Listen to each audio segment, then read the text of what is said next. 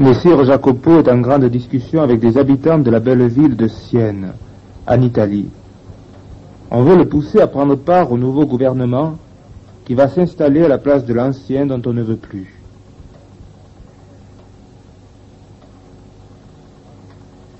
La grande préoccupation de la famille, c'était la petite Catherine, une de leurs filles, qui restait tous les jours du matin jusqu'au soir dans une grotte ou à l'église à faire oraison.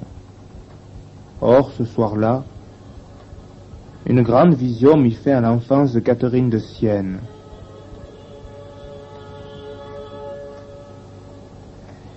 Née le 15 mars 1345, à 5 ans, l'intelligence et le cœur de cet enfant sont déjà prêts à répondre à l'invitation du ciel qui fera d'elle une des plus grandes saintes de l'Église.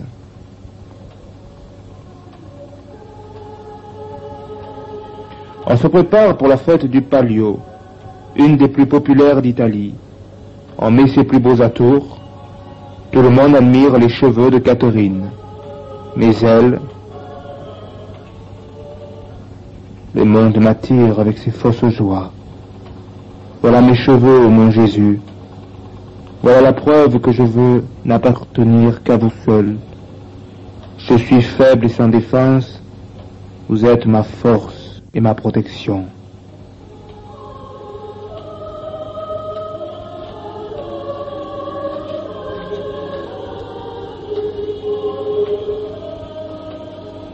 Mais la mère n'est pas contente.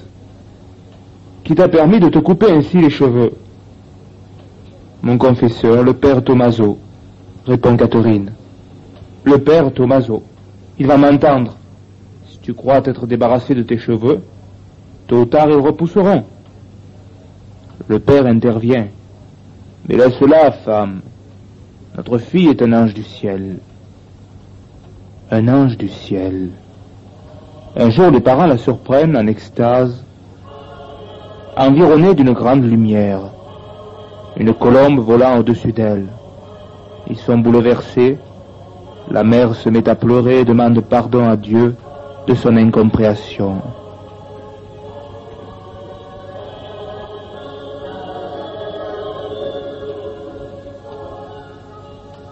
Un jour, Catherine a une vision. Elle voit Saint François, Saint Benoît, Saint Augustin et Saint Dominique lui apparaître.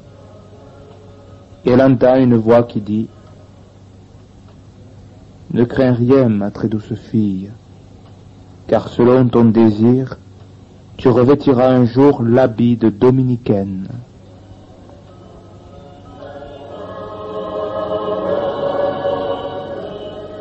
Les parents interrogent leurs enfants. « Catherine, notre fille, il se passe des choses étranges dans cette maison.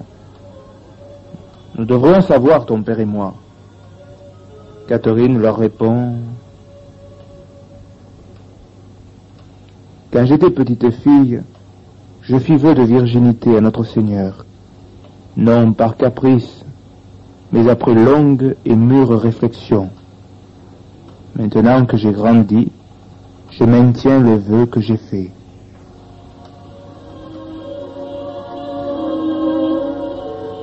À 16 ans, guérie miraculeusement d'une maladie très grave, Catherine obtient de ses parents et des pères dominicains de pouvoir revêtir l'habit de Saint Dominique. Elle ne connaît pas encore la grande mission que Dieu lui réserve pour la paix de l'Italie et le triomphe de la Sainte Église de Dieu. Durant 3 ans, elle restera chez ses parents, vivant dans le jeûne, la prière et la pénitence.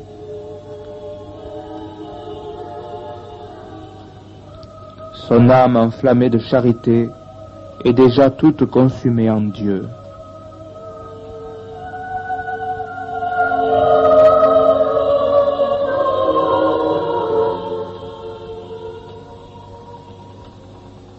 À Sienne, on se moqua d'elle. On l'insulta sur son passage. Les gens ne comprenaient pas qu'on préfère la solitude avec Dieu au plaisir de la vie.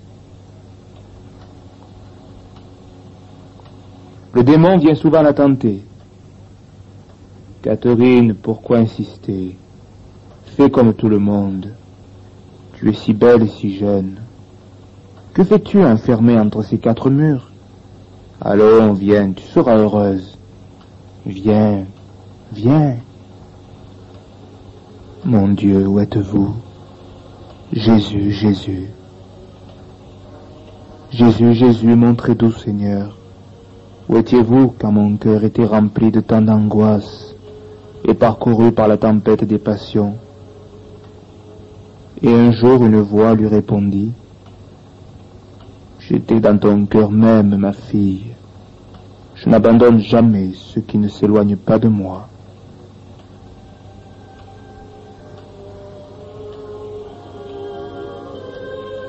Victorieuse des tentations les plus violentes, l'humble et douce Catherine est maintenant prête à sauver les âmes. Elle commence par se rendre à l'hôpital de Santa Maria della Scala et à la léproserie de Saint-Lazare.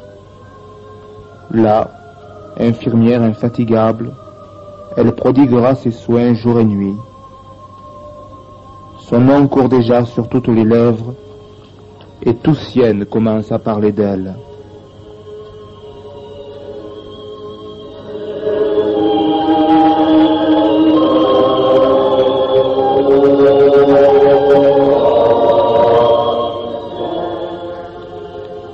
La calomnie ne tarde pas à s'abattre sur elle. Si c'est une sainte, pourquoi ne s'enferme-t-elle pas dans un couvent? Au contraire, elle est toujours à se promener seule, même la nuit. C'est vous, Palmérina, qui parlez ainsi, vous que Catherine a soigné alors que personne ne s'occupait de vous. C'est cela votre reconnaissance? Vous devriez avoir honte. Catherine finit par être convoquée chez la supérieure. Sœur Catherine, on vous soupçonne d'actions infâmes. Beaucoup disent que vous êtes indigne de porter l'habit sacré des dominicaines. En présence de Dieu et au nom de la sainte obéissance, prouvez-nous votre innocence. Ma mère, par la grâce du Très-Haut, et avec l'aide de sa très sainte mère, la Vierge Marie, et sans aucun mérite de ma part, je vous assure que j'ai toujours été une fidèle épouse du Christ.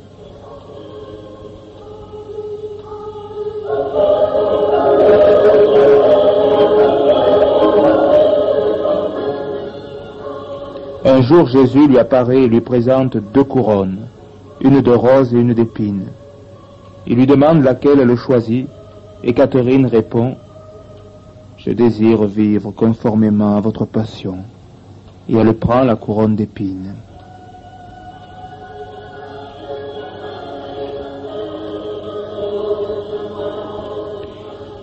Les calomnies ont cessé. Maintenant, Catherine se donne sans compter aux soins des lépreux. Elle va jusqu'à l'embrasser leurs plaies répugnantes pour se vaincre elle-même.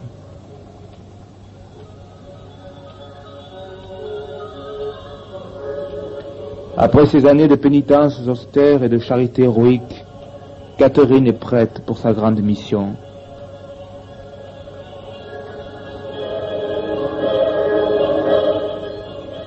De 1306 à 1368, tout un groupe de fidèles se greffe autour de Catherine. Ils la suivront partout. La sainte leur communique son esprit d'amour pour l'Église, le pape et la paix.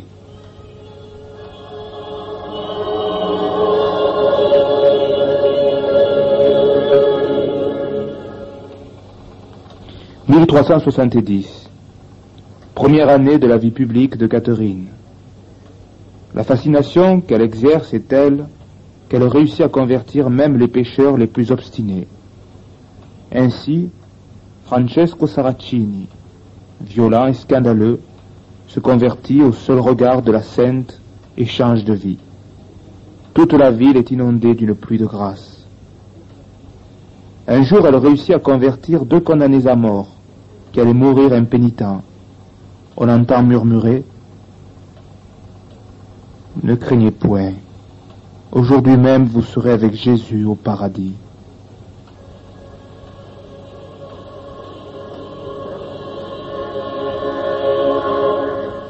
« 1374. La peste éclate à Sienne. la peste, terreur de l'époque. La misère et le désordre s'abattent sur la ville. Les gens ont faim. Dieu renouvelle entre les mains de Catherine le miracle de la multiplication des pains. Elle rassasie la foule des malheureux. En réponse à sa charité ardente, Dieu va faire un autre miracle. Un jour de fête solennelle, l'église est comble. Catherine, dans un coin, assiste à la Sainte Messe. Au moment de communier, son désir de recevoir Jésus hostie est tel que sous les yeux des fidèles médusés, une hostie lumineuse s'élève de l'autel et se dirige vers Catherine.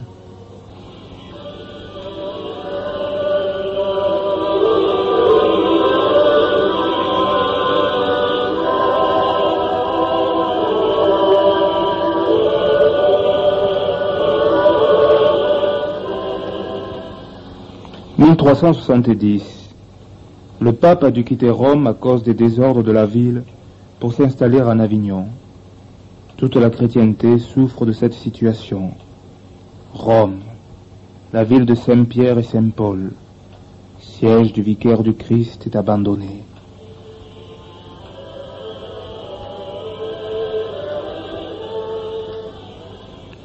Le cœur de Catherine est brisé de douleur. Elle va passer les dernières années de sa vie à chercher un moyen de faire revenir le pape à Rome. Elle écrit: Catherine, servante de Dieu et esclave des serviteurs de Dieu, vous écris, très Saint-Père, pour manifester le désir de vous voir viril et non craintif, afin que vous serviez virilement l'Église, épouse du Christ. Revenez à Rome. N'attendez pas, car le temps, lui, n'attend pas.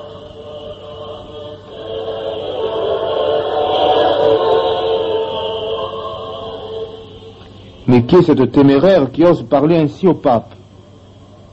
C'est, paraît-il, une sainte. Elle a des visions. Il paraît qu'elle ne mange rien depuis des années.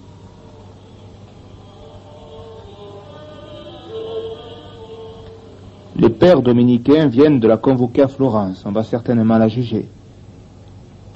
21 mai 1374 à Florence, dans la salle du chapitre de Sainte-Marie Nouvelle.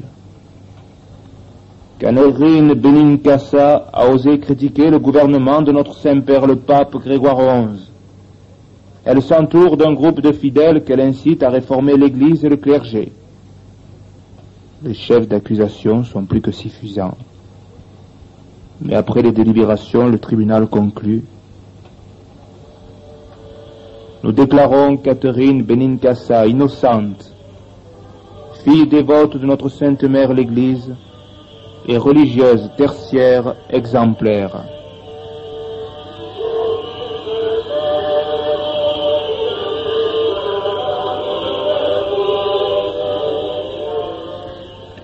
Le pape lui-même, convaincu que Catherine est une âme privilégiée de Dieu, compte sur elle pour retourner à Rome. Il lui écrit pour lui demander des prières et l'inciter à prêcher la croisade qui se prépare pour la Terre Sainte.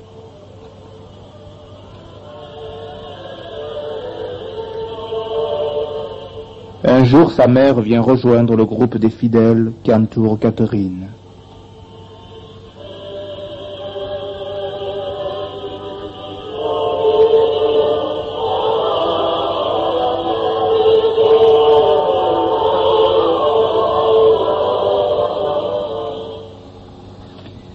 Pise, carême de l'an 1375. Aux chrétiens venus l'écouter, Catherine prêche la passion du Christ, la fidélité à l'Église et l'amour du pape. Cette courageuse femme de 28 ans a une apparence si humble, un regard si pénétrant, que ce ne peut être qu'une grande sainte, aucune habile dissimulatrice. On dit qu'elle a pris sur elle les péchés de tous.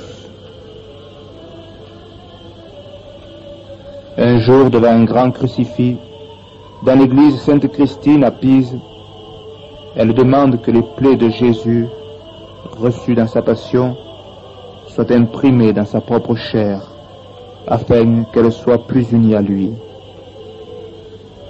Et les plaies invisibles extérieurement à la demande de Catherine, qui ne voulait pas attirer la curiosité, la brûleront intérieurement.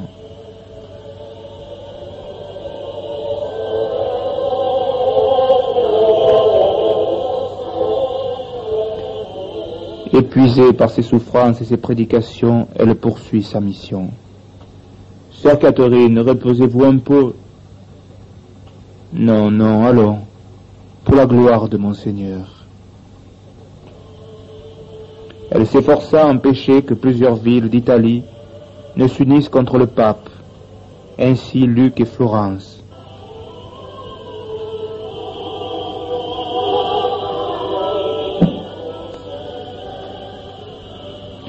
En 1376, Florence est frappée d'interdit. Les églises sont fermées, tout commerce est prohibé par arrêt pontifical. La ville accuse le coup et évalue les conséquences désastreuses. Il faut faire la paix avec le pape. Mais qui pourra mener à bien une telle mission? Toute tentative a déjà échoué. On pense à Catherine qui répond: « J'irai au nom de l'amour de Jésus crucifié. » À Avignon, elle se présente devant le pape et dit: « Père Saint, je viens implorer votre miséricorde à l'égard des Florentins, vos fils. Ne regardez pas leur ignorance et leur orgueil. Paix, Père très doux, paix pour Florence. » Le pape répond: « Ma fille, je remets cette paix entre vos mains. »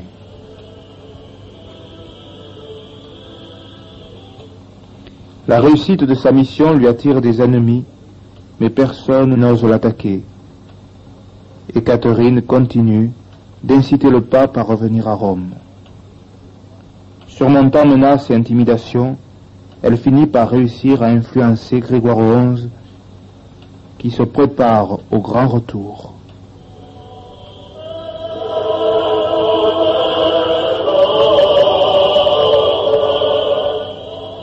Il fait préparer en secret une galère sur le Rhône. Il part le 13 septembre 1376 et revient à Rome définitivement.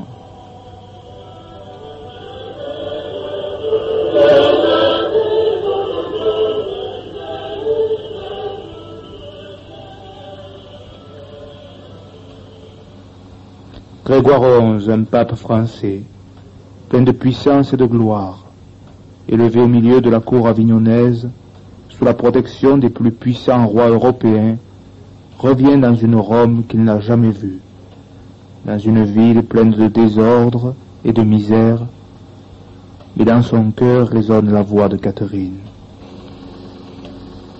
Confiez-vous dans la prière de tant de serviteurs de Dieu qui prient pour vous. Très Saint Père, je vous offre 1000 fois ma pauvre vie.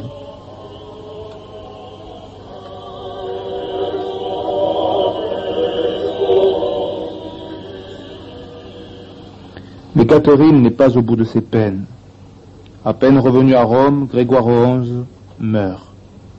Urbain VI lui succède, mais la France, furieuse du départ des papes d'Avignon, refuse de reconnaître le nouveau pape et élit son pape à elle, qui devient Clément VII.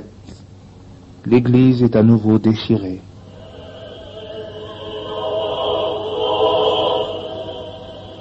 Sainte Catherine s'offre alors comme victime d'expiation.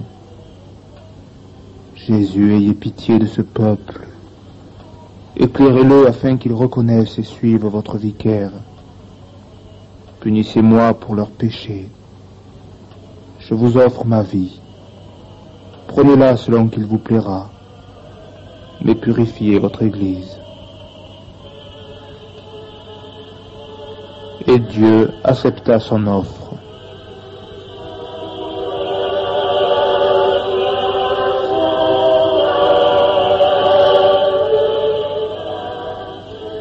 Mon Dieu, Maître bon, amour très doux, je vous offre de nouveau ma vie pour la Sainte Église.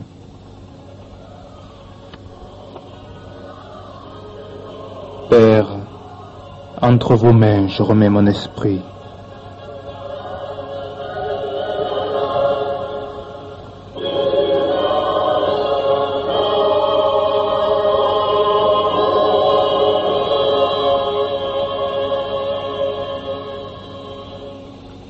Au nom de Jésus crucifié et de Marie très douce, moi, Catherine, servante et esclave des serviteurs de Jésus-Christ, vous écris avec le désir de vous voir et avec une vraie reconnaissance à cause de la bonté de Dieu. C'est pourquoi je vous supplie de ne pas perdre le bien suprême. Demeurez dans la sainte et douce affection de Dieu, Jésus douceur, Jésus amour.